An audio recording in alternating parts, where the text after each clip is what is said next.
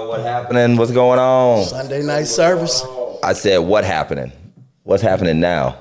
Sunday night service. Sunday night service, finally. You already know what it is. This is a true Sunday night service, starting late. Starting late. You know what I'm saying? Just had some fried chicken. Saints coming in. He got a toothpick, picking chicken out of his teeth, getting ready for the next service. Hey, man. Hey, how y'all doing out there? Come on in. Help tell somebody, tag somebody, tell them to come in. Tell them to come on in, watch Sunday night service. Hey, we are brought to you today by Action. Oh, I got the wrong one. Not Action. African American. African American Community Fund. The African American Community Fund, established in 2020 of the Foundation of Appalachian, Ohio, supports Black and, good Lord have mercy, I can't see nothing. Black serving organizations throughout the 32 counties of Appalachian, Ohio. You need my glasses, Doc? I need something, bro. I can't to see elevate nothing. the quality of life and address disparities in African American communities. I'm going to have to go get a...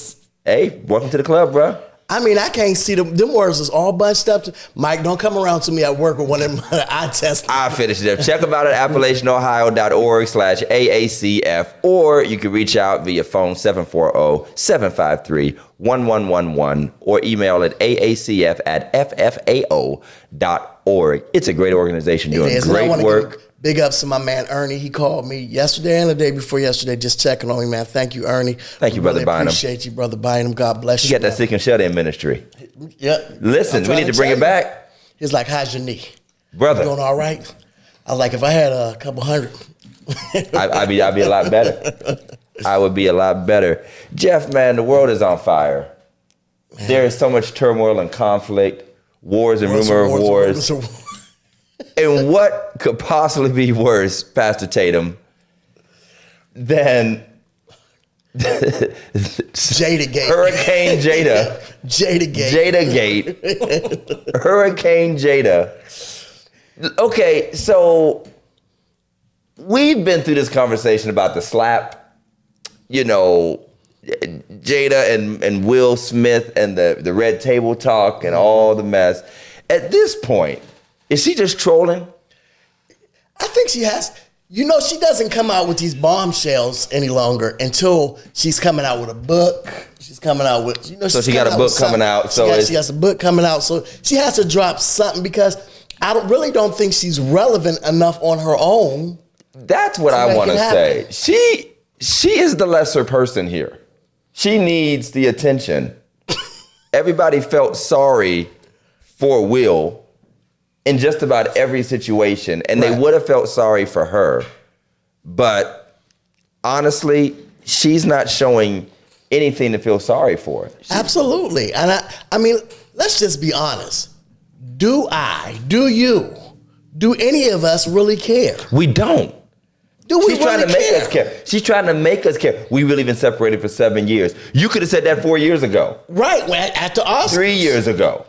I mean, and if you have really been separated since 2016, why did the dude slap him in the front? Well, that's what I'm saying. Why are you defending this whole time? This whole time they did the whole August Alsina thing.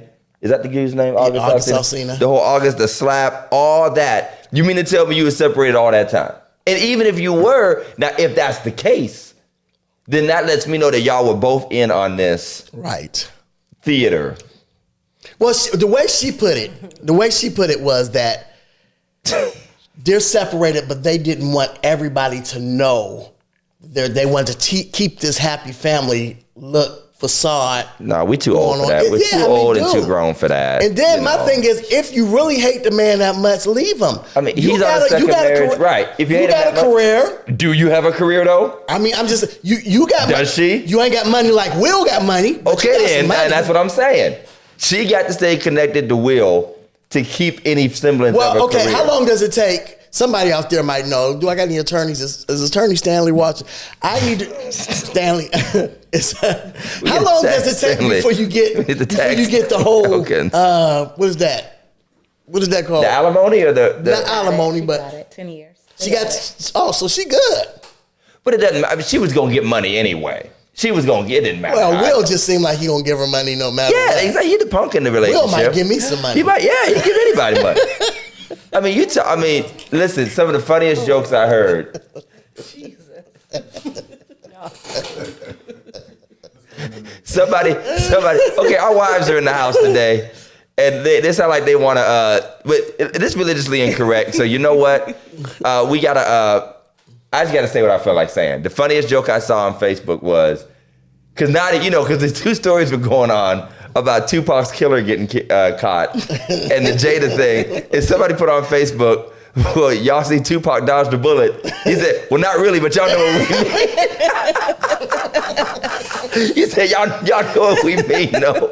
Well, the funniest one I saw was they had a picture of Will and Jada's sitting in her seat, legs open. Yeah. And Will got his legs crossed. I'm like, oh. We know who wears the pants. Yeah, this looks so bad for you. I mean, she's been in love with everybody else, dogging his cat publicly, cheating on him publicly, not backing him publicly. Saying he can't perform up to her. That's just. There was one joke where she said Jada announced that she's never met Will Smith in her life. She don't even know who he is. All I have to say is somebody thought that was couple goals. Yes. Right. Yep. Shamika, Lady Tiffany.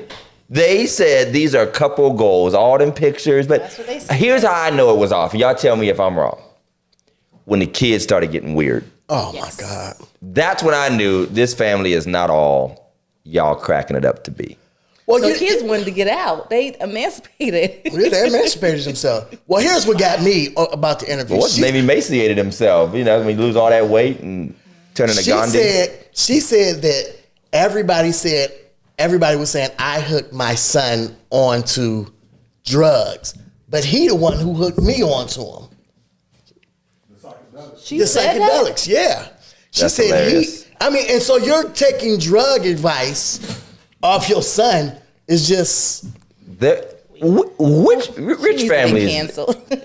What's you guys' take on this, ladies? What's your take on it? Jada clearly hates Will. I think she's hated him from the beginning. Clearly hates You remember Will. her saying that she never wanted to be married? Wow. The day of the wedding, she was crying. Wow. I don't think I ever paid attention to Will. She has always hated him. Wow. And I think they both are living their lives. I think he has probably girlfriends and whatever else, but he keeps it quiet. Yeah, I think she's probably very open. She's probably a swinger. Oh, absolutely. Well, I mean, everybody has talked about the whole Margot Robinson thing. They've been in several movies together. Yeah, Margot Robbie Robinson. What's the Jackie Robinson, Margot. But I think first there's black been Joker. others. I think that was their arrangement. And now that his arrangement is probably running a lot smoother than hers, she's probably lashing out. He probably has some dirt himself, but he's always had that clean-cut image, and I think she's trying to drag him down into the culture that she is living in with this whole in love with Tupac stuff and all that weirdness is so weird. And he probably says some crazy. Put it this way: he's probably like the private punk that will say he's crazy a punk stuff. at all. No, I don't mean punk. I mean cat that'll say things, that'll do things. He won't go to the media with it, and she will. She's like, I'll take this. Yeah, she bold. To People magazine. I think he's very strong because y'all would be on. If that was one of us, y'all be out there telling y'all side of the story. I don't think Will is weak You at wasn't all. about to slap Piccolo. I know a few people who have got on total I side don't of know the who story. Piccolo is. You wasn't about to slap Piccolo was Tupac in different worlds. In different You know worlds. what? I've seen Tupac with lip gloss on and probably lipstick. Hey. Dancing. Hey, Tupac was a little suspect We as ain't gonna talk well. about Tupac. That's what we ain't gonna do. God rest his sweet soul. But Tupac was a little suspect. That was a character. Somebody said we sacrificed Cleo for this and set it off. It said the wrong person died and set it off. Right. Yeah. Okay. Right. That's hilarious. I think she's obtuse though. I think she thought that people were going to be on her side. But how do you even think when coming out and saying what you're saying and saying that y'all been separated now for 7 years, if people are going to be on your side after all this man has already endured? And I think that's something we got to be very careful about. And I mean, even in any marriage, about just putting open stuff out in the Well, in the we public. live in the age of exposure where there's no level of too much information. There's no such thing as TMI. Right. That doesn't exist. Right. Everybody wants to tell it all. And, there's money in it. There's attention in it. I keep saying it's an attention economy. The more attention you can get, the more interviews you can get, the more tell-alls, the more and we don't really live in this world because I don't read this crap. I don't know. They talk about like the blog world and everybody blogging and those likes, those comments, you got to remember that moves money in this social media world. That moves money. So it's an industry surrounded around toxicity. Yep. That's what it is. I'm about to write my tell-all book. It's going to be one page. I was born, I got married, fell in love, had kids. That's it. I ain't gonna make no money. Boo. Right. I ain't gonna make no money. Tomato. Right. I ain't gonna make no money. Mine's going to be I called just think she is Shamika the Owns most It All. narcissist who's ever narcissist. She is a narcissist. I think she's a textbook narcissist. I think she's ruined her whole family. Y'all hear us, Jada? I know you're watching. Uh-oh. We Jada, think you're we Jada. don't care. Poor Jada. Shoot. Poor Jada. Come on Jada here and is- defend yourself. You saying poor Jada, Shamika? No. You just said poor Jada. I don't know. Poor Jada. Are you in this conversation? I am in this conversation. What's I up? don't follow them too much. What's up, Tanya? What's going on, Mariah? Good to see you guys. Well, Mariah. as you guys can see, we are here with our first ladies We here, well. because the second ladies weren't available. But no, this is going to be called First Ladies Club, and the Brown Table. We're gonna call this the Brown Table. Brown table talk. The Brown Table Talk. We call this Black Table Talk. But no, we want to jump right into it because we caught on a little late, so we don't want to go on too far. We're not going to say it's the First Lady's fault, but it is the First Lady's fault because whenever the preachers are late, it's always The first. it's always the First Lady's fault. Somebody had to put on makeup. Shamika, we high can argue heels. right now on this podcast. Stockings got to run in them. Listen, you got to change whole outfits. Right. Got the gotta wrong come purse. They didn't tore the whole closet out looking for that one pair of. You gotta come correct. And the All right. problem is we got to get the kids ready. Y'all could just put all y'all stuff and go. I get the kids ready. Man, forget those kids. Right. I don't even love them kids. Let the kids put on what they want to put on. Exactly. They come on with their shorts on backwards. Somebody still gonna say they so cute. They so No, they cute. ain't. They look a hot mess. Drool coming down their mouth. Snot in their nose. That is hilarious. Hey, y'all, we're going to jump to the meme of the week real quick. And we have a question we want to pose to y'all. So, Mike, cue it up for this week's edition of Meme of the Week. Meme of the week. Meme of the week. Welcome to Religiously Incorrect, ladies and gentlemen. Meme of the week. Meme of the week. Thank you. Send us your memes of the week. Meme of the week. Meme of the week. We are. These are all jokes. We are just playing. All right, y'all. This week's meme of the week is a question. This is for everyone to consider. Would you rather? Remember we used to play Would You Rather? Mm-hmm. Would you rather? Religiously Incorrect edition. All right, Pastor Glenn, Lady Karen, Sister Janice, here you go. Would you rather have $1 trillion or a 10 minutes dinner with Jesus? Would you? Why is he smiling? Because he think he got you. Right. I'm Would taking you $1 trillion. Would you rather? We'll start with Lady Tiffany. Would you rather have the $1 trillion? I'm taking. That's a lot. I would take Yeah. you can knock that down to $1 million, and I'd take the $1 million. What do you think, Lady Tiffany? The Lord left instructions in the book. I'll take the $1 trillion. Ain't nothing else he can tell you. Ain't nothing else he can tell you. He done told me what he want me to know. Yes, he's All right, blessing me Pastor with Jeff. his money. I'm gonna take the $1 trillion because I'm gonna see Jesus sooner or later by and by. That's what I'm talking about. Okay, I'm with you, Pastor Jeff. If I'm gonna be with him for eternity, what's 10 minutes? I mean, what's 10 minutes? Give me the $1 trillion so I can bless some folk. Mostly myself. Right. Primarily me. Indeed. Me and Tiffany gonna be on table talk. Lady Shamika, You can get half of this 10. what's up? I need more than 10 minutes with Jesus. So. You need more than 10 minutes with Jesus? Yeah, so I'll take the $1 trillion because I'm gonna need more than 10 minutes. All right. So. I read the book, how he talked in parables. See, Jesus is going to waste my 10 minutes. You think he's going to waste my time? He's going to take him 8 to tell the story. We go like, in the third bird. Answering my questions with questions. You Then know? the fourth servant. I'm like, yo, Jesus, why are you eating up all the time? He going to tell you, you should have took the money, my son. Okay, all right, so what's your minimum then? Because we said $1 trillion is excessive. Oh, don't do that. If you had $1,000. It's better than nothing. Wait a minute. Hey, y'all got to give us some feedback. What's the most that it feels so wrong to take it don't feel wrong to me to say trillion.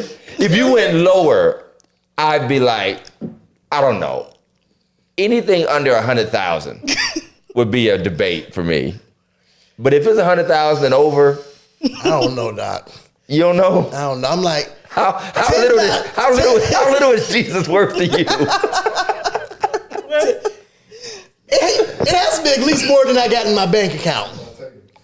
A 10-minute dinner with Jesus because he knows where all the riches are hidden. Does he know? I mean, it ain't on the earth. Is he gonna give it to us? I mean, he might be able to tell you, but I don't think he cares about riches enough for me. He to tell doesn't. you. That's what I was gonna say because You know what I Jesus mean? never gives us what we actually want, and that's what made me mad. Because the disciples, let's go to the Bible. They said, "Will you establish the kingdom?" And he was like, "That ain't even none of your business." Now he said that to me, and I'm asking him where the trillion at. Now me and Jesus got beef. See, I'm gonna be like, now look, If he give me one of them spiritual answers, and all I want to know is the big four, I'm be like, all I want to know is the mega ball. I'm gonna be like, Now you Jesus. gambling It is now? not the time or season. Right, I'm Bro, like, please. Jesus, I had a chance to get $10 trillion. You're gonna be like, just bring me 2 fish and 5 forks. Exactly. Well, I don't want eat no fish. professional bread. I don't want no fish and I bread don't right fish. now. Popeyes ain't open. How am I supposed to do this? That's what I'm saying. Jesus always tripping us up with these answers about deepness. I'm not there yet. I'm not there yet. You just want the money. And Run me my I'm money. tired off my $10 trillion. I would, money. I'm Jesus, tired. if you would just give, I will be faithful. I mean, I probably won't, but I'll be like everybody else. Okay, everybody ever got some money. Pastor, I'm about to bless the church. You don't see him again. You don't see him no Until more. they broke again. Pastor, I need you to pray for me. Yeah. My nephew took my money, said he was gonna flip it. I was in love with somebody and they took my money. Right. So none of y'all are getting the money. Let's see what we got. He ain't gonna tell it. Thank you, Leah. He's not gonna tell where the money's at. He gonna have some spiritual answer. What did Taylor He said, wait till eternity. She's not gonna tell us about any riches. Nah, man. Nah, man. He says, I'm in on that. Thank you, Holbrook. I'm in on that trillion. I'm in with it too. That's a lot of churches. It is. Trillion is a lot of churches. I mean, I'm only building one for me, but that's a lot of churches. I'm building one in Jamaica. Bruh, a whole island church, Wakanda Jamaica. Baptist Church. I'm loving it, y'all. I'm loving it. That was a not so hard question. It was. That was a not so hard question. But I liked it. It was fun. Yeah, it was fun to talk about. And ladies, you guys added some real perspective. So, hey, y'all, Religiously Incorrect is brought to you by the Phillips family of businesses, Phillips Care Lawn Services. I came home to leaves in my yard, and I just don't have the heart for it. I'm calling somebody. Plus, my mower was acting up. If I got to call him, you got to call him. Call Phillips Care Fernando at 330-219-7916. Down one of the million trees you got. Bro, we in the middle of the doggone Appalachian Forest. That's right. We over here. You need to ask for Appalachian. Appalachian tree cutting. We need some Old petrified forest behind my house. Yeah. Call Phillips Care like I do. And while you're at it, call Phillips Care Cleaning Service. They do it all. I don't even know why they call it cleaning anymore because they do everything. They'll build a whole house. They'll move in, move out. They do carpet cleaning, all of that stuff. So check out Phillips Care, 330-219-7916. And while you're at it, look them up on Facebook at Phillips Care LLC. We're also brought to you by Action. Alive for Congregation. I wasn't sure if you was going to be able to read it. Well, I know Your eyes, you know Action. Okay. Action. I know that one by heart. Alliance for Congregational Transformation Influence in our neighborhoods. Hey, listen, y'all. Once again, we are on this last week. We're excited to do our candidates forum. Please show up 5 o'clock. Thursday at TCAP. Listen, I think it's about to be phenomenal. I'm really excited about it. I'm really excited to hear what these candidates have to offer to our community. And if you love this community like we love this community, I'm asking you to come out. By the way, we're giving away $25. We're giving away just for you to show up. So, you want to go get on this truck, get some oxtails, get some on the food truck, on the mobile market. On the mobile market, Man, they had that serious oxtails. stuff. They should call it the soul mobile market, like the mobile soul market. And just sell all stuff that'll kill black people. Ham hocks, chitlins. We get Tanya to come over and make some oxtails right outside. Grease, just everything's greasy. That's it. The mobile market. No, the mobile market it's phenomenal. It is. It's so phenomenal. that's a great program. Let me shout out Pastor Jeff for doing this, making sure that the community hears the candidates speak for themselves. It matters. It does matter. It absolutely, because you know what? Every week on the floor, I got to get up and speak and articulate my understanding of the legislation and the bills. And the way I see it, if the subject and verb don't agree, it's a no vote for me. Amen. I need somebody that can talk. I said today at church, I talked today at church, and I said, it is not, and I know everybody always says, being a council person or being a whatever it is not rocket scientist. Oh. But it may not be, but it is political science. If you don't know politics the way you ought to know politics, absolutely, then somebody's going to be in trouble. So. Absolutely, and it'll be us. Absolutely, it'll be us. It'll be us. So thank you all to our sponsors. Tonight's show has the most specialist guests, the most beautifulest girls in the world, the most beautiful girls in the world. Our first ladies, Lady Shamika Johnson, hello. Lady Tiffany Stanford. We're so glad to have you guys here at Religiously Incorrect. They don't even watch the show. Thank you. They don't even watch the show. Shamika be doing laundry. Every time I get home, Tiffany be like, y'all show getting longer and longer. Like church. It's like church. Well, welcome, ladies. How y'all doing? Good. How does it feel to finally be on the set? Feels good. It looks nice in here. How does it feel to be submissive to your husband? Already. Comedy. This is comedy. I ain't said the Bible said it. I ain't say nothing. That's what the Bible said. All right, y'all. So we're talking with our first ladies. Now, we've been walking, both of us have pastored for some years now. Mm-hmm. I'm going on 11 years total. Mm-hmm. Pastor Jeff, you've been in the ministry. I don't know how long. Too long. Since the 60s at least. Since the 60s. He was out there with Y.T. Walker and marching with Martin. He marched with Martin. The moral compass of the universe. Right. Absolutely. President Harrison. You guys had a great OBSC convention? Yes, they did. They had a great OBSC convention. Pastor Smalls. Everybody was there. So check it out. We always talk about being young pastors, or just being pastors in general. Right. But I don't think enough people know about the first lady experience, or they just have an assumption about it, an image about it. And so I guess I start off because both of you can jump in whatever you want. Give us whatever you want. You don't have to be reserved. You can't be any worse than we are. I mean, you only make the show better, to be honest. But I guess I want to dive right in. Okay. What did you think about being a first lady before you became one? And how do you feel about it now, or how has that changed now that you are a first lady? Like, what was your perception before? And like, what is it? How has the reality been the same or different? Like, what is some stuff that you're like, yeah, that's it, I'm in that role now? Or the other stuff like, I never imagined it would be like, or I had a wrong idea of it? Well, before, I thought it was like a pleasing role. Pleasing as in? Pleasing the church, the saints. You're not supposed to please your husband, baby. Yeah. That's... When you said the pleasing role, I was like, where is this going? Where'd that come from? I need to read that part. This is a G-rated show, young lady. I understand that. Okay. But so pleasing the church. So I get you. Just being there. What I entered in was a whole different vibe because I have different influences. So I went in being myself, and that's what I was always told. You were told to be yourself. Be myself. And okay. do what you enjoy doing. What about you? Well, I don't think I was really. I was told to be myself, kind of a thing, but I really did. No one really gave me any instructions, and I did not want to. Mm-hmm. I think we fought about that. Has that changed? Well, Well, I don't know. I mean, since the pandemic and the baby, I really have not been active.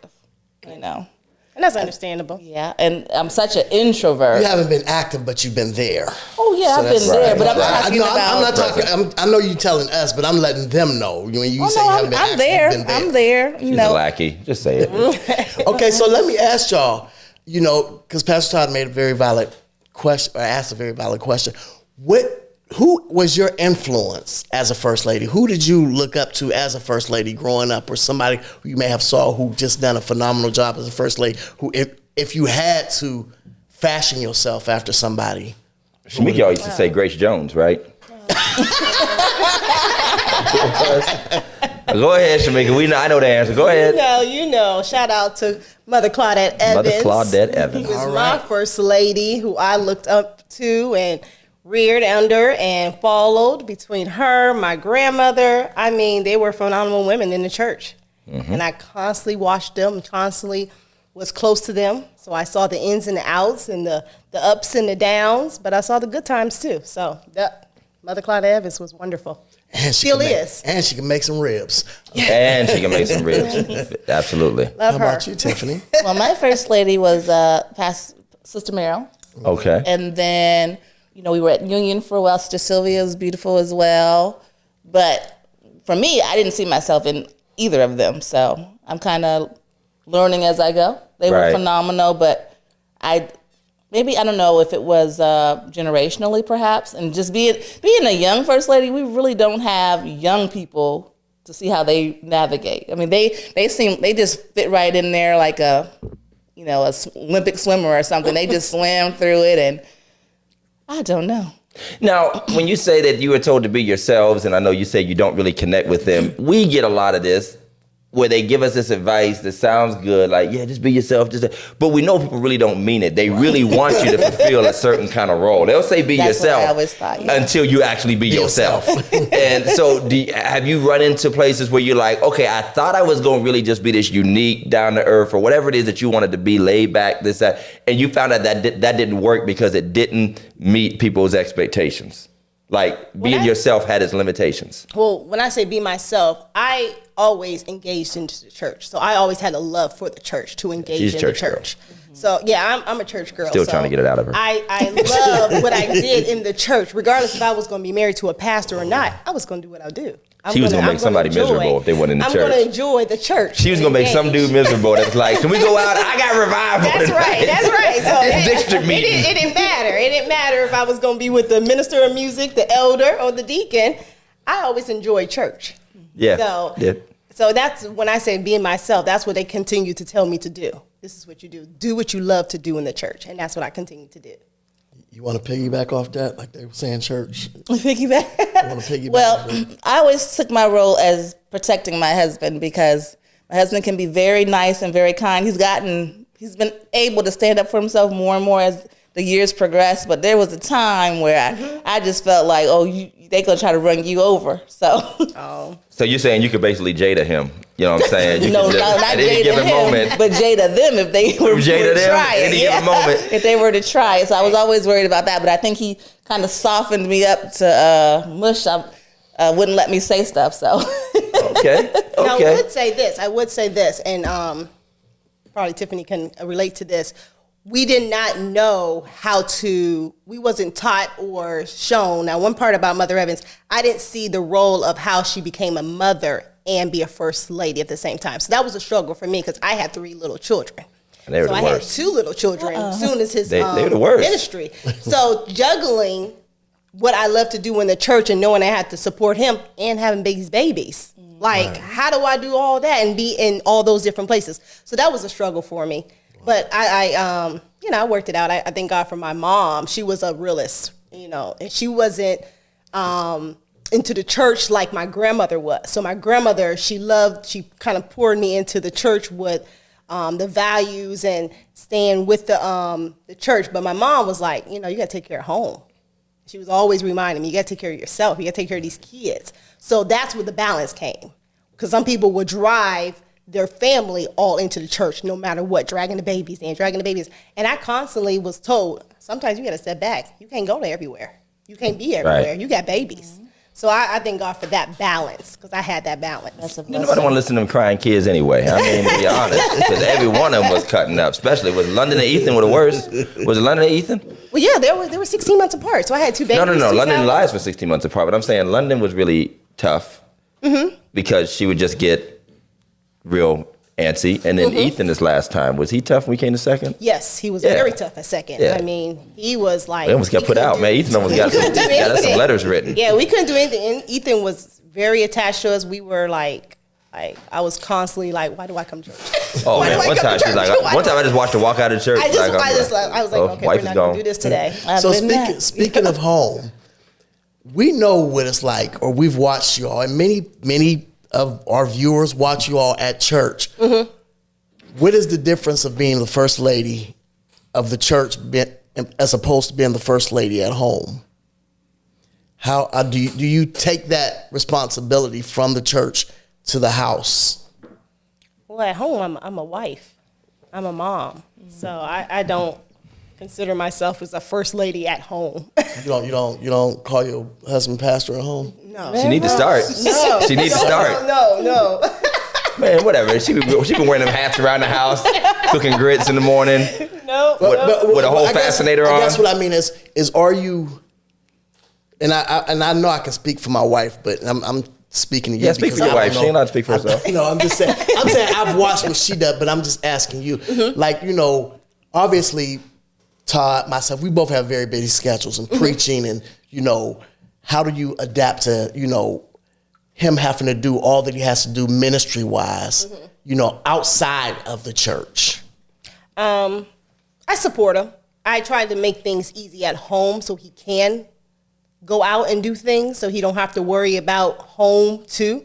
So that's my role, is trying to make things easier for him to do both. Amen. And I fuss. You need to stay home sometime. Right, you fuss.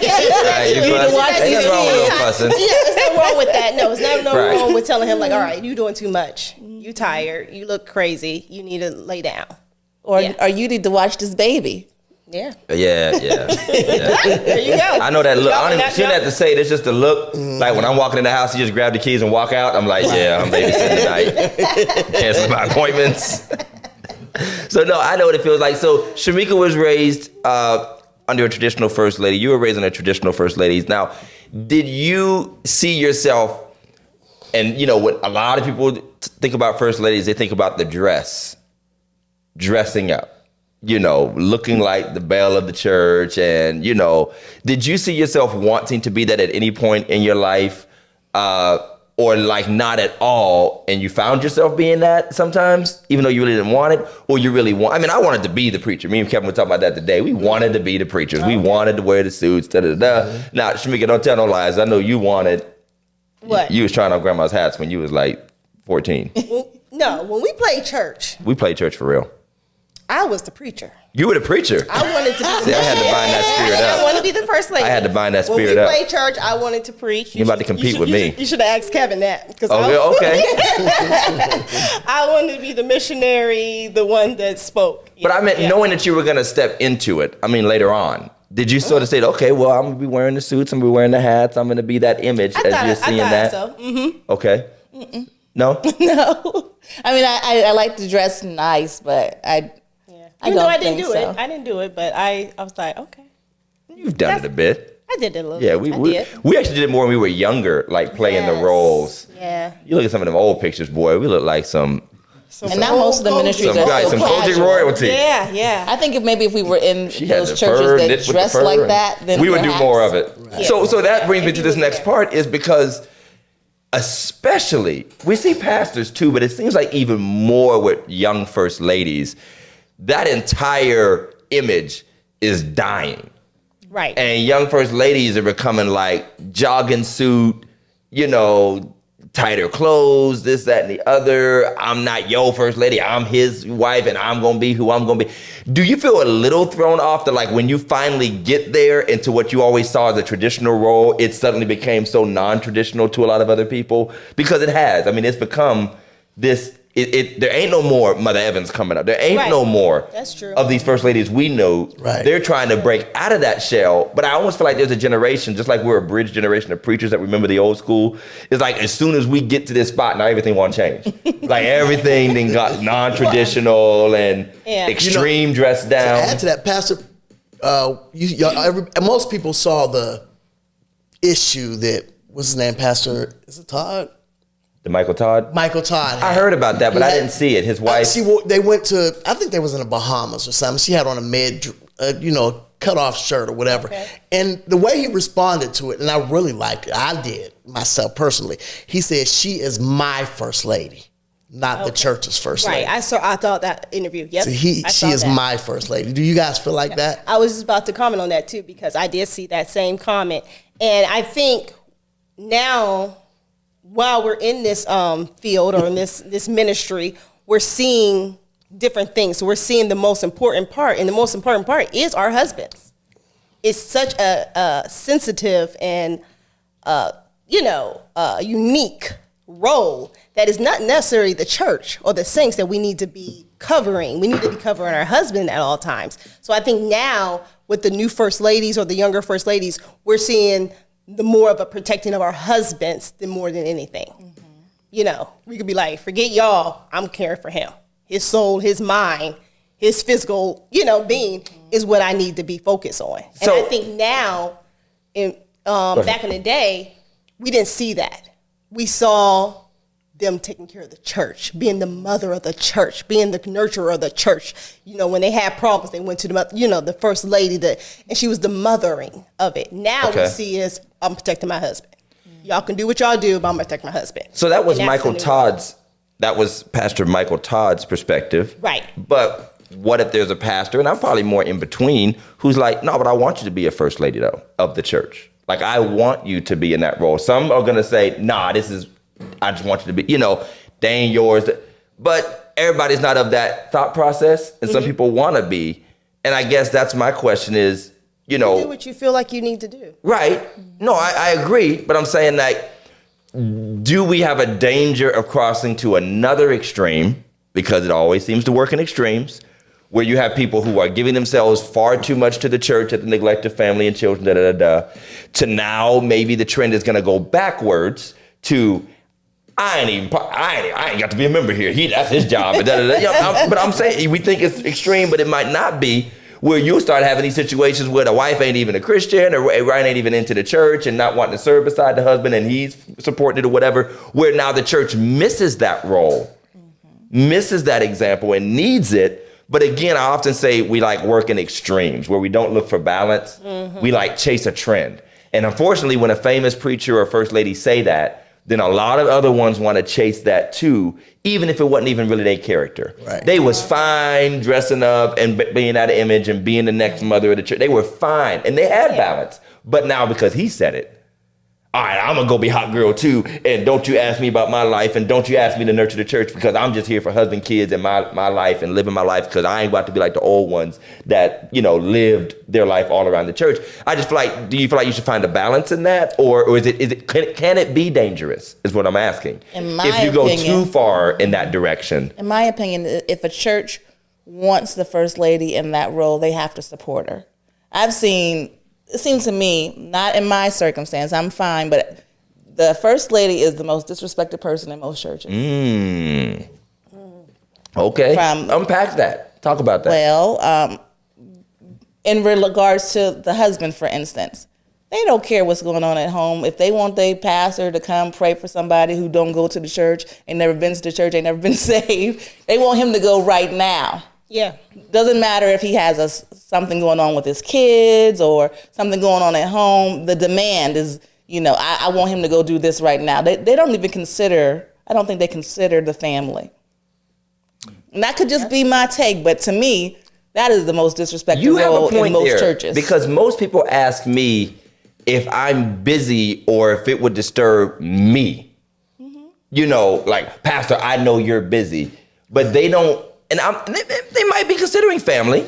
I'm not saying they're not considering family in their phrasing. I didn't have to specifically say it, but it feels like they're more concerned about my pastoral busyness or my counsel busyness than my family busyness. Right. And you could be right that they don't consider, and some stuff is not an emergency, y'all. It's not. No. You know what I mean? And I'm just sorry. You know, I mean, people get hurt all the time. Billy broke his leg, you know, whatever. And I'm like, all right, urgent care. But they'll call at 3 o'clock in the morning like a building collapsed. Absolutely. Absolutely. You know. So I get you. So disrespect, you feel the same way, Shamika, that there's an inherent disrespect to first ladies? Yeah. Or do you think people are being more cautious and cognizant of it now than they were before? I think they're more cautious now. Definitely. I'm sorry. Probably was disrespectful back in the day. Okay. Yeah. So. My wife got to pull a me, y'all. Yeah, you can tell we married. It's hilarious. It's hilarious. Okay, well, while she's doing her thing, I want to make mention of that. There have been a couple of videos, the Michael Todd thing, okay, with the wife. Then there was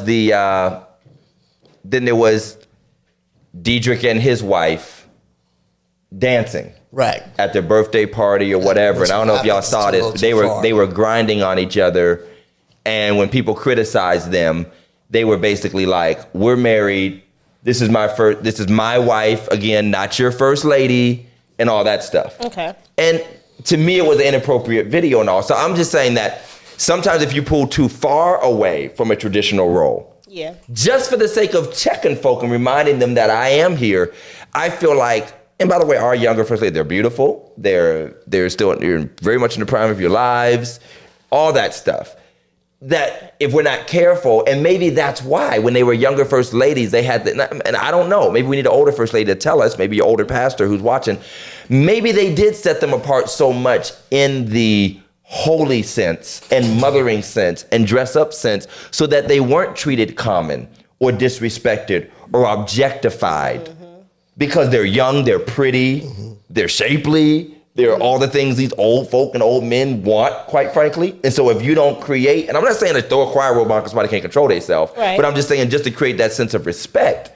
And so we're drawing so far away from that, we might actually open up a door for other forms of disrespect because we stopped treating people like that holy woman. Amen. And I'm just saying that could be an element of it. Like there was a protectionism of the wife. You sit up here on this front row, dress more modest, make sure you stand out so that people know, and there's sort of a signal being sent. Right. It's also an example. You want to be an example to those who come in. Mm-hmm. And another role of a first lady is an example. You kind of set the tone to those who are searching, right? Who are wondering. You don't have to become the first lady or look like the first, but you do set a tone of how you look and how you present yourself, because there are certain ladies that come in and searching and wondering, how do I change? Because believe it or not, they come in searching for something new. And I want to speak to that because while there's such a negative perception often brought on the dressing, and I know it can get over the top. We've all seen over the top, but let's just draw back from the over the top part. I really do believe that as young first ladies, and we're just watching our generation, and there have probably been generations before us, that individuals, females especially, who are coming into the body, coming into the church, they are looking, as Shamika said, for an example. And if you're asking somebody to change, and I'm not saying you got to dress over the top, but if you're asking somebody to change your dress and be more modest, the question is, well, like what? Well, the answer is like this. You know what I'm saying? And sometimes people take a lot, and you've watched it. People will take pride in saying, I'm dressing like my first lady now. I went out and got a hat like you. I went out and got a suit like, you know what I mean? Like they take pride. Yeah, some ladies do. Some ladies do. And so, I mean, how do you feel about that when you find out that you're basically a trendsetter? You know, an influencer. It's been our word lately. When you're I mean, you know, that people would want to dress like you if you invited them to. You know, how do you feel about knowing that you're being watched and often followed, sometimes straight up copied? Like they aspire to what they see in you. How does that make you feel, or do you embrace that? Do you accept that? I ain't no role model. Did I know that Charles Barkley? I'm not your kid's role model. Well, I don't want to answer for my wife, but being that she is Miss 5 Grands, it's a little bit different. Oh, she got a brand. She got a brand. She has a brand of her promote. own. So, you know, so she's literally hoping, I guess, am I right, that somebody asks, where'd you get that from? Glad you asked. You pull out a square swiper. You can purchase this right now. I got a whole other outfit underneath this. Right. Just take this sucker off. You want it? Oh, man. I mean, how do you feel about knowing that there are people that probably look up to you and would want to dress like you, walk like you, talk like you? I think that's a reality. That's a little bit strange. That's a little strange because I don't take myself as a fashion girl or, so that's I think that's very kind of like, I think people take you that way. They see you as fashionable. So they see Tiffany as fashionable. Y'all got it. Oh. And along those lines, I don't know if it's happening as much now. I saw a very strong turn or shift at one point where they were doing a lot of, especially Sister Sylvia Harrison was doing a lot of speaking as, not. And I don't think, and Pastor Harrison can answer, but I don't think she was ever Minister Harrison, but as the First Lady, she done a lot of speaking. She had to go to a lot of, and people were calling First Ladies just to have the First Ladies come talk to the lady of their church. How do you feel about that? How do you feel about speaking? And tell them about being saved and sexy. not here. That's like the new theme all the time. How to be saved and sexy. She said, not here. Not here. I mean, do you mind? Do you mind speaking about stuff like that, like the ladies group? On Women's Day, even if it's just at your own church, it's Women's Day, and the church wants to hear from. Oh, Shamika's spoken before. Yes, I think that. Yes, I think the Holy Woman of God. I think that's appropriate. I think that comes with the. Did you hoop a little bit? Oh, she got a little happy. She got a little quicken. She got a little. She got a little snatch. Put me in the key of A. Yeah, right. Put me in A. So she got that finger going. She got that. But no, I think that comes on the roll because they do want to hear from you. Like I said before, there is so many that come searching and want to hear. It's nice. They love the pastor, but it's something about hearing from a woman. Mm-hmm. It's something about getting guidance from a lady that they want to hear that. So that's where you have to embrace that role of First Lady because, believe it or not, they want to hear from you. Believe it or not, they want to hear what you've been through and how you're going through because they're going through the same thing. And being young, they definitely want to hear how you're doing it because I'm young too. And I see you on the football field. I see you on the schools. I see you working every day. How you doing all this? And staying safe and loving Christ and living. How you doing that? Shamika said drugs. We need to see that. And you ain't got a First Lady's parking space. Right. So Yes, she does. Well, she gonna make sure. She call folk out, and somebody need to move. Yes. Do you feel like you wield your influence enough? Like, honestly, to be real transparent, religiously correct, like there are times that I've encouraged Shamika a lot. I'm like, you need to say more and do more because sometimes people will take the First Lady's role in ways that they hear us all the time. And we're giving announcements that we want you to be here and we want you to support this, da da da da. And sometimes when the First Lady says it, everybody just, well, Lady Shamika want me to be there. And then they just, and we all know how the women of the church, know how to support, raise money, make sure events are successful. They're the ones that travel the most. So it's like, I know if she steps up and speaks more and takes more of a role and is more of a presence in certain things, in certain efforts. Like, I know more folk. Like, we're going to do something just to spoil it. I think I said a little bit to my church already, so some of them already heard it, where this year's anniversary, we're going to do like a Sunday's best. Like, wear your Sunday's best. Let's get back to like, wear your Sunday's best. Now, I can get up and say that. But if Shamika get up and say, ladies, I'm going to have my hat, and y'all get y'all hat, I already know they going to jump in them closets. They going to get online. Right. The mother's board going to be ready because you know why? Because she said it. Because she said it. So do you feel that you're using your influence fully, or could you use it more? Not just for the benefit of the ministry, make us look good, but just for the blessing of people's lives. Like if you could step out, talk a little more, influence, engage ladies, young ladies of the church. Do you feel like you're using it to your full potential capacity? No, Okay. not at all. Yeah. My situation is unique where I am the youngest lady in the church. So Right. the roles are reversed. So I am learning and soaking up from the wisdom of the octogenarians and. But you don't know how much they want to hear from you, because just like Pastor Jeff and I, as young pastors, we realize that those older ones, they know their role. They often treat us, that we're younger, but they also know that we have a perspective and a grip on the current world that they don't. So they're always taking their cues, from us, and they're older, but watching us, you know what I mean? And kind of following our lead. So, how do you feel about that? Knowing that they might be watching you, and if you say something or you say this is the move, they might move with you. Well, we have to try that out. Have to try that out. We will have to see. I love it. What's up, Pastor Patton? What's up, Pastor Patton? We ain't shouted out Lady Dela Cruz, Sister McLean. God bless you. Jeff still ain't saved yet, even though he said, I'm believing that.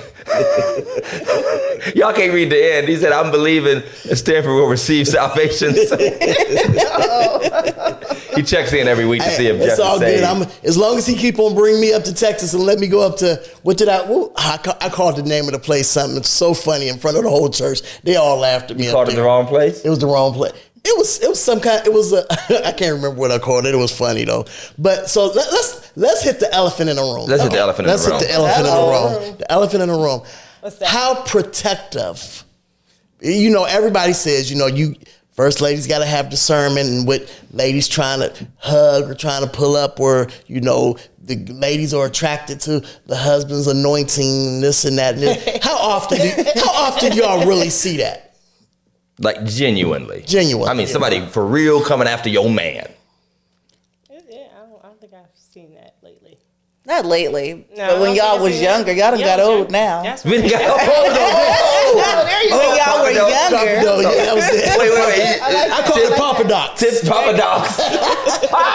Like You didn't know how to say it yet. So you say we got old. And so, Y'all have gotten older. Yes, y'all have. And This is That's wisdom right. right here. This is wisdom. hey, I done seen some old heads get some. I mean, oh, I'm I'm sure you still can, They but pull 'em. now I think.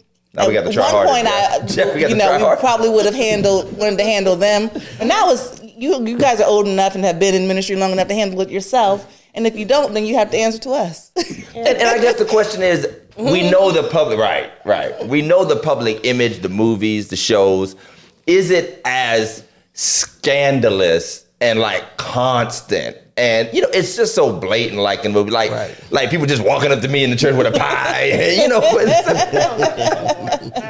I made my special pie with a pie. Like people think it's really like a Tyler Perry movie. You better not eat that spaghetti. Right. Right. Not the spaghetti. So do you really get that? We got one or two ladies' mothers literally to bake us a cake or something. Yeah. But people are not people really think the first lady got to fight folk off all day, every day. Right. I ain't got time for it. Nope. She said church tramps. Whoa. Woo! Church tramps. But it's also on us though, because I'm gonna be honest, something I've learned is that the preachers that get a lot of that attention, they invite it and Absolutely. engage it, that they want that attention. Yeah. They and we don't portray, I don't think, either of us, that we really want, especially publicly. Because I was literally just talking to, and I don't usually say the name, but I was talking to Bishop about this. I said, isn't it like a weird vibe you feel sometimes, like a sexualization of the pulpit from both sides? Like there are people looking up with this latent kind of longing and wanting, and then the dude, if he's that type, he plays on it. And so even some of this hooping and hollering and stuff, even some of the church antics are playing on. I've listened to preachers, yeah, y'all see how I got them women going, almost like they were the 5 heartbeats or something. Like I know how to hit that note. I know how to hit that squeal. Immaturity. And at this point, some of them old though. Some of them old. They ain't immature. They know very much what they want. See, for me, I don't want these problems. Right. Correct. Absolutely. Some That's people what I'm want. saying. I don't want these Yeah, problems. that's right. I ain't trying to deal with them. It's cheaper to keep I'm her. trying to tell you.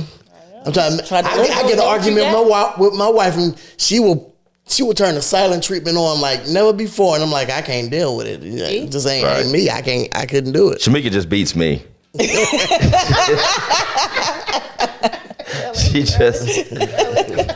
One time I was in church preaching trying to spell it out, help. I was like, my first point is holy. My second point is energy. Do y'all see what I'm spelling? You know, one of the other things, and this is something, you know, I guess we can all talk about.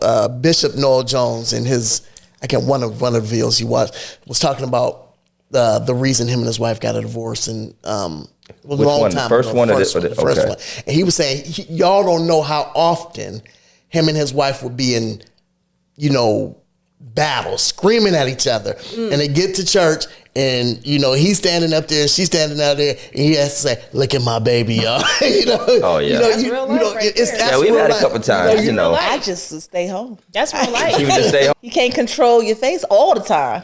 One thing I don't do is overdo, and it's no lack of love for my wife, but I just told myself at a younger age, watching these older preachers, I am not about to overdo my first lady introductions. Like, it might be a little jokey joke or something, but I'm not about, and the cream in my coffee, and the sugar in my grits, and the oil in my car, and the stars to my son. And then I'm like, you probably go home and she probably beating you beating her. And then the next week, my wife. My wife, right. My wife. It's my wife. So, yeah, I mean, and it is real. Y'all, listen, if you argue on the way to the party, if you argue on the way, I'm just talking to any couples out there, if you ever had a tiff getting dressed and getting to the kids' event or the school, whatever, it happens in church too. It happens. Oh, yeah. It happens in church too. Now, one time my pop stopped me at the door and was like, you're not preaching today. Because it was very evident and obvious. You know, very evident and obvious. And I'm like, now I gotta love this woman so I can preach. I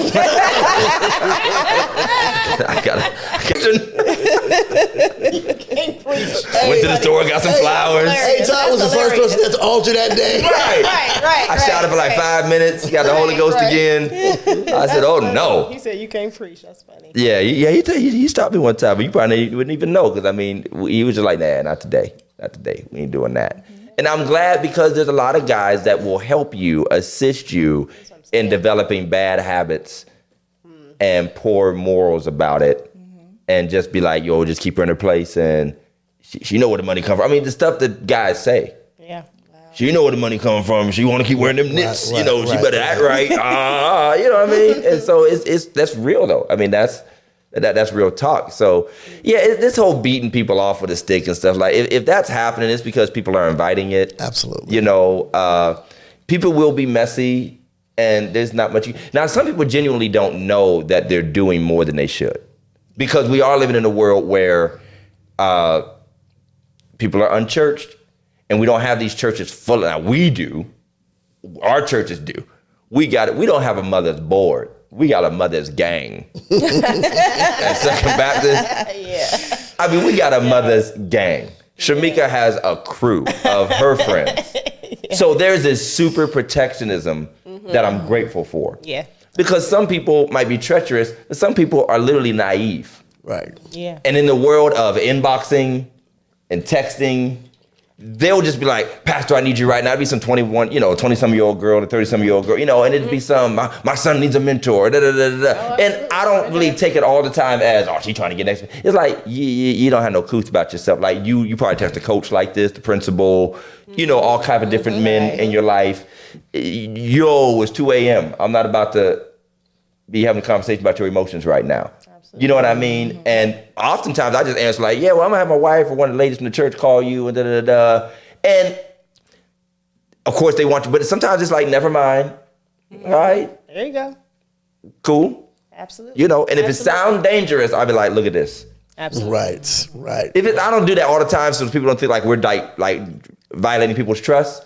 But if it sounds like it could be something, I'm like, this girl is texting me about, such and such. Because I'm not about to have some he said, she said, deleted text messages, screenshot. Protect your marriage first. Right. Protect your marriage first. Absolutely. My wife, when we first got together, I was a minister. I'm quite sure you were ministering at right. We were already. I was already a minister. My wife did not. I don't know. I mean, for me, I felt like the transition was going from evangelist and minister to pastor. I thought that was, the evolution of it. Okay. It was the way you matriculated. But my wife never, she was cool with being a minister's wife. You know what I mean? She was cool with being Evangelist Jeff's wife. Right. But when I came to her about the call and that I feel like I'm called to be a pastor, I think, it kind of set something off in her. Okay. That's a different beast. So is. first tell me You don't about know. that. Then I want to know I was angry. I was angry. I just wanted to be a woman married to my husband. We go to church on Sundays. We love There our you family. go. We do stuff for our community. But the pastor, I was angry. He was heated. Oh, yes, because it's a serious, I know some people just want the role because they think it's something prestigious, and there's a lot of hits to come from that. Absolutely. I was not ready to submit our marriage to that. We were married 3 years. Married 3 years, and we hadn't had that talk. Right. We should have had that talk. You should have had that talk. Did you know We should have when you had got married? that talk. Did you know, or like it just came after you had gotten married? Well, like I said, I mean, I felt like it was going to come, but I didn't know it was going to come so soon. You remember, I didn't, remember the first church I pastored was handed down to me, and I wasn't even at the church. Okay. That person told me the Lord told them that I was supposed to be, and I got a lot of hate for that because there was a lot of people who wanted that church, and it was like, dude, he don't even go to this church. How do you know? But you know what I mean. And so when I came to her, it was like, I don't know if this is such a good idea because my wife is not feeling this at all. Okay. So I mean, it worked out. Yeah. But the initial shock of it, huh? But it's still, I think it's still, to some degree, I may have probably been. It was probably premature.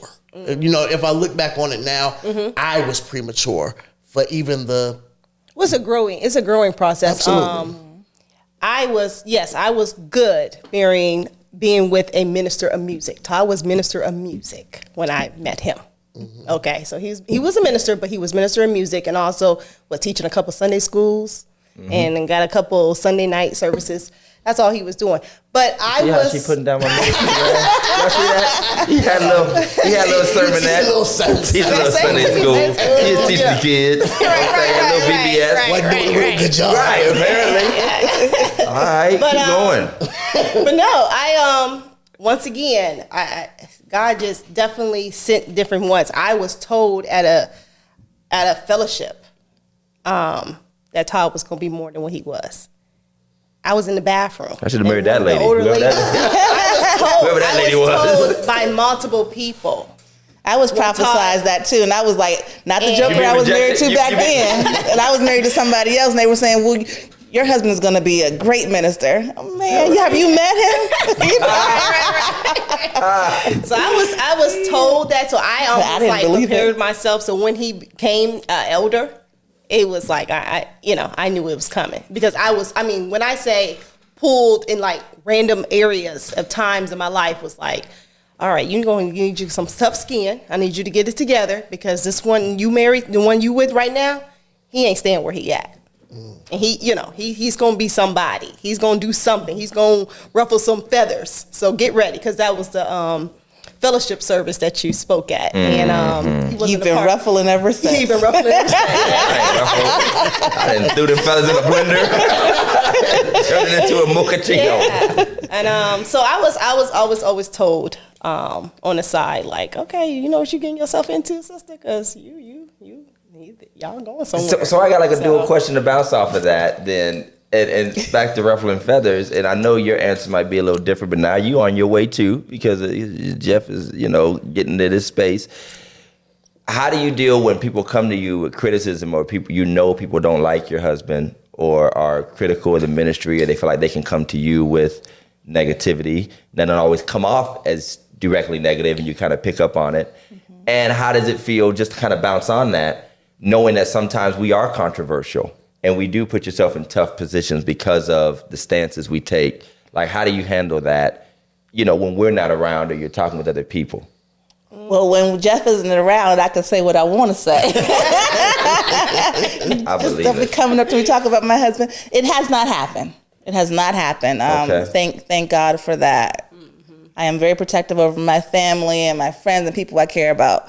So praise God, it has not happened. Okay. All right. Shamika? I'm growing into that role of not letting it bother me, because I was a person that, it bothered me when you didn't like my husband. You didn't like me. So hearing like, oh, I don't care for Pastor Todd, or I don't care for you. That used to bother me. But now I'm just like, these people don't make me or shake me. See, that's what I was talking about, the most disrespected person in the church, because why are they telling you that? You love your husband. Right. But you have the rumors, you hear the rumors, the different ones. That's so different. I think that was the hardest thing for me to grow past that, because I was one to accept don't everybody like us? Don't everybody like me? So everybody must be getting along here, but life is life and people are people, and they change constantly. So I had to learn how to not hold feelings so close and so dear. What about if they tell y'all they don't like your wife? I'd be like, y'all don't like her either, man. She be getting on my nerves too. That makes two of us. I dig it. No, y'all actually get. Yeah. Y'all are the lovable ones, Right. But put it this way. That's right. That's a good one. That's what I was told. Let's just be honest. It has to be developed. And this is a difficult but honest thing to say. Pastor Jeff, you have a phenomenal family. You have a wonderful wife, children. You raise your family well. You're real. We're not perfect. You're real. But you also cut an image that is uncommon. Right. And the fact of the matter is, I think there is a little bit more animosity uncommon. And in the church, it used to be all these families. Right. And I'm not saying it was always all families and always all perfection. And there was lots of mess, lots of secrecy, but there was just more of a balance of, you could count on a whole lot of young couples, husbands, wives, people dragging their babies to church and just doing the whole family thing. Mm-hmm. Now we might be the only young married couples in the church, period. And most of the people who are coming to our churches, are we froze up? It's going in and out. The CPU load again. I don't know what. Okay. We'll just keep going and hopefully to catch up. My concern is that that's the source of some animosity. And I am not saying that if you're a single mom or you a single lady that you just hating on us. But I think some of the people who do bitter feelings are dictated either by false images, again, in the media, of the fake pastor and first lady. And then I think there is a little bitterness and resentment of fewer and fewer of our generation are living like we live, as opposed to pastors 40 and 50 years ago who were growing up and other families and colleagues were just coming to church. They were going back to their homes and their families. I think people look at us like, oh, you going back to your perfect wife, your perfect kids, and I'm going to struggle. And that young man ain't got no wife, And I think that's the source. Do you ever feel a little of that animosity from other ladies or young sisters? Like some look up to you, but some kind of have a stank thing towards you. Absolutely. I keep it moving. I have not noticed it. I'm sure I can imagine people feeling a certain way, but I have not experienced it. Okay.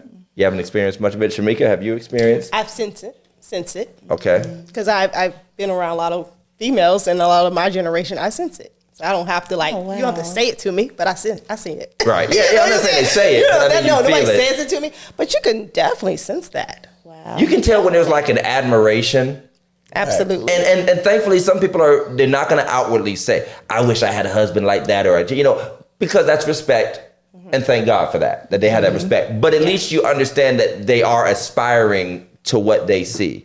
And by the way, we're not saying we so great, because we did. We aspired to certain images that we saw, and we wanted to be like that. But I think that the images have gotten so mixed up. And what we call, I think some people, I've often said, like, we've crossed this bridge of trying to justify dysfunction to the point of celebrating it by creating alternatives that are not only as good as the traditional model, but better. Like, I'm more real because y'all probably up in there faking and acting like y'all love each other. At least I kick my man out. And at least I'm real about it. And and I hate that, because I know that's a big part of how it's said. They probably, I bet, everybody got skeletons in their closet. She probably smiling and ain't no telling what they got. And I'm like, yeah, that's real life, but it's not a scandal though. Right. It's just life. Right. Absolutely. But I feel like there are a lot of people who are poisoned from aspiring to that image, maybe seeking out wisdom from us, building connection. Because now people don't want to be the first lady's pet anymore, or the pastor's pet, because it's looked down on. Where it used to be, we couldn't wait to be close to the young lady or the pastor, and we kind of wanted to build this coalition, and maybe it'll happen for me. And I feel like, do you feel like culturally, like, I don't want to say, like, we are isolated sometimes, because there's sometimes very few nuclear families that you feel like culture that makes it a little harder to minister and to be an example, because you're not relating to the exact same things. And I know how gracious both of you are to anybody in any situation. But do you feel like it's a little harder to connect? Sometimes, yes. Because, I mean, you have to, I mean, it's obvious that we have two different lifestyles. And I can't go around acting like I know what everybody goes through or can relate to everything. So yes, you are a little isolated, because sometimes issues come to you where you don't have a clue on what's going on. So yes, sometimes I do feel a little isolated and not connected to all women, or even my generation of women, because sometimes they're going through some things that I clearly didn't go through. Right. And they're And going I can't relate to that, and I'm not going to pretend to relate to it just to gain a friend or gain a crew. And some people, they want to play that rough role. Yes, they want to play that role because they want that crew. I don't desire a big circle. Right. I know we sought out married couples, married families. That was important for us when we were younger. Now we just pretty much have y'all left, but it's important to be We got around. each other, y'all. Right. People who live the same life as we are. No bread and chicken wings on me. I really want to talk about that for a minute, because many people, most people probably don't know that Shamika and Tiffany were friends. They grew up as little girls together. Stayed in an apartment together. Yeah, we grew up together. They grew up together. Now, when that first church that I just talked about, I had to shut it down because I had just got a job, and just things just weren't right. And so Tiffany and I began looking for churches, and went to several different churches. And finally, I still can't remember to this day who told me, "Have you ever tried agape?" I was like, "What's that?" Right. It's a fruit from the Amazon. They said, "Pastor Todd, he's a nice young man. He's a good young preacher." I'm like, all right, So I asked Tiffany to go, and we went. And the first day, and I mean, dude killed it. I never heard of this dude before. We left that, and I was like, oh, he killed it. But everybody got that one good sermon. Right. I preach my best one. Everybody got that one. Went back the next week. He killed it again. Probably 4 weeks. And finally, we joined, and we had this camaraderie. Yeah, you're right. We just bounced off each other. Yeah. And for those 3 years, we built not only, and there was, for me, there was never tension. Right. Between my wife and your wife, between you and I, we just worked together well. Yeah, I did. Absolutely. We just and our not families only loved each other. right. Yeah. And we worked together well, and with us doing that, and I say we, and I know you were the pastor, Absolutely. but I say we built a church. You are correct. Where Absolutely. there was literally no room, standing room. That's right. With a lot of younger people. With a lot of younger people. Absolutely. Yes. Families. From all different backgrounds. Yeah. We had the families, dope boy. We had everybody. They was grinding in the back row. I'll never forget that study. That image is etched in my life. Are they grinding to light the dew in the morning? Are we talking about the same dew? What is happening? There was a lot going on. There was a lot going on. I'm like, Dad, you need to move these pews together. There's too much space. Right. 2 people can stack up in these pews. It was 2 different churches, It from was the 2 front of different the churches church in the to the front back and of the back. church. Like, whoa. Listen, boy. I never remember sitting in the back of the church. I'm like, where am I? Where am I? It's different. They was like, oh, we got the first lady back here with us. Right, I'm they're like, like, oh, I'm gonna go sit in the front. I'm gonna go sit in the man, that was funny. And we loved it though. I love did. everybody. I see them out. Some of them came to second, or I see them around, Yes, and they know when to yes. slip in. It is like, man, that was a time. But That there was a was. connection built, and you're right. There was no division between this little young family we all trying to build, and people coming from different walks of life. Pastor Holbrook made a great point when he said he saw more animosity towards our girls, his children, than he did towards us as a family back in the day. Wow. And I just made commentary about this at our last anniversary. I always try to say something. And one of the things I just kind of said was, a lot of guys get there, protect the wife. I love my wife. I gave like the children's speech because they're older now. Yes. They hear things. Yes. They know they're starting to experience who's mom, grandma, auntie, whatever, don't care for us. And I'm like, hey, leave them to the side. Just understand that, I'm protective of my children. But yeah, I mean, and I got that coming from a very stable, great, wealth of riches in our family as far as my mom and dad always taking care of us and everything. And that's what bothers me, I think, a lot about the Black community and Black culture is that because that animosity and resentment has built up so much because of various failures and low expectations, I think Leah said, in our community, like they have these aspirations and usually they're distant aspirations. But when what you aspire to is right in front of you, you hate it. So a beautiful picture or story of some nuclear family that's exactly like us. I mean, an exact picture of us, but from Memphis, Tennessee, and some young pastor shaking the world. That's the greatest thing in the world. Right. But if I'm riding by you every day and I'm shopping at the store with you and my kids go to the same school as you, he think he all that. Right. Then my kids get that vibe. Or they try to treat everybody nice but me. Or everybody nice but you know what I mean? Like, hey, Elias, hey, Ethan, hey, London. You know what I'm saying? So, I love that because I want to protect my kids. But you have to understand that we really desire to love everybody where they are. And it goes back to what I said about Michael Todd and the Diedrich Haddon and this, is that Shamika said, I'm not going to apologize or pretend that I relate to something I can't.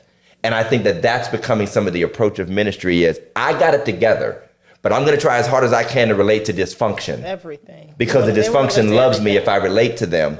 And they won't love me as much if I set a standard and say, this is how I really should be. If you are over-sexualizing your wife in public, that's fine. Yep. If you make a mistake, it's fine. Quite frankly, if you cheat on your wife, it's fine. I'm a man like you, David and Bessie, blah, blah, blah, blah. They will and people will eat that up because they ain't got a marriage to protect. They don't have one. Right. So absolutely. Single men and single women like, yeah, that's right. Everybody, he's a man just like me. Of course you are. You ain't got to worry about alimony and child support and tearing the church up. You know what I'm saying? So, but we feed into that. Yeah. And we've watched some famous preachers do that. Whole churches is built on brokenness, worshiping them. Wow. Yep. You know what I'm saying? That's true. Whole church built on brokenness, worshiping them. Well, so, y'all, we are almost out of time, but we are.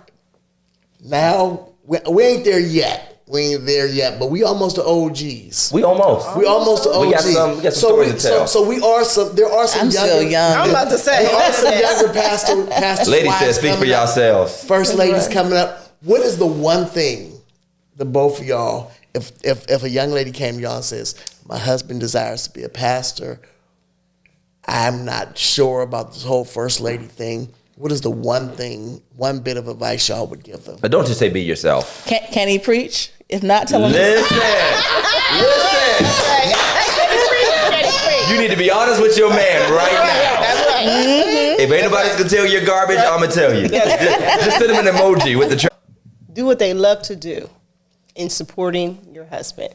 Do whatever you find you love to do in the church that supports him. Say it again. Do what you love to do in the church. Okay. In supporting your husband. Okay. I love it. Outside of what I said. Outside of can he preach? Ain't nothing wrong with that because they need honesty and they ain't gonna get it. They don't get it from you. Sooner or later. Not only that, how is his character? Wow. Is he gonna hurt the people? I think that we hold a responsibility that if y'all ain't right, that we should tell y'all not to do this because that's why I didn't want to be a first lady, and I was concerned about being a pastor because you had all that. You were great. We were great people. I thought great. We lived a great life, but the weight of doing something wrong that can hurt so many people that are connected to you, I think that's serious. I don't think people take that right. It is. Hold that the way that it should be held. I mean, that's a dangerous thing. I don't want to be punished for something that right. that we weren't ready to do. Right. So I would just, be prayerful. You need to fast. Oh, You absolutely. need to be fasting, That's right. girlfriend. See, if that's really what he needs to do. Because sometimes men, y'all just be wanting to do stuff. Uh-oh. End of the show. Walking with you without crutches right. after surgery. Oh, end of the show. Won't sit I'd like to down. thank our sponsors for watching Religiously Incorrect. Religiously Incorrect is filmed before a live studio audience.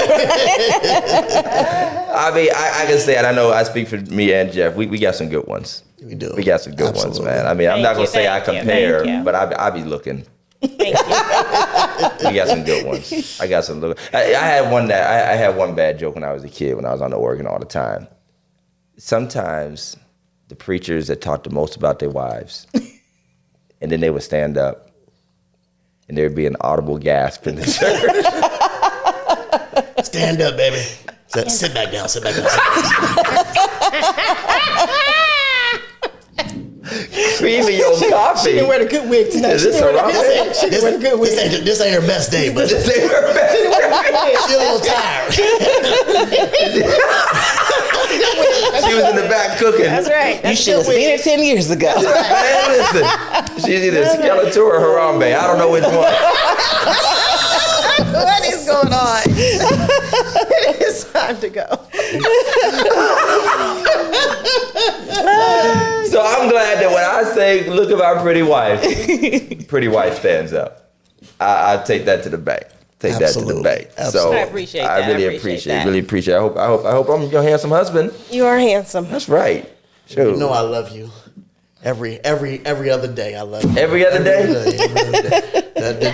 The in-between days, The in-between we days, like each other we a like whole each lot. other a whole lot. I like you a whole lot. Man, well, we appreciate y'all tuning in. We got on a little late, but we thank you guys for coming. Thank you, First Ladies, for coming in and you're welcome. chatting with us. And all the first ladies out there, Yes. Shout out to all the first First lady ladies Della out there. I got one last question. Have you ever had to sit next to like a first gentleman, and how does it feel?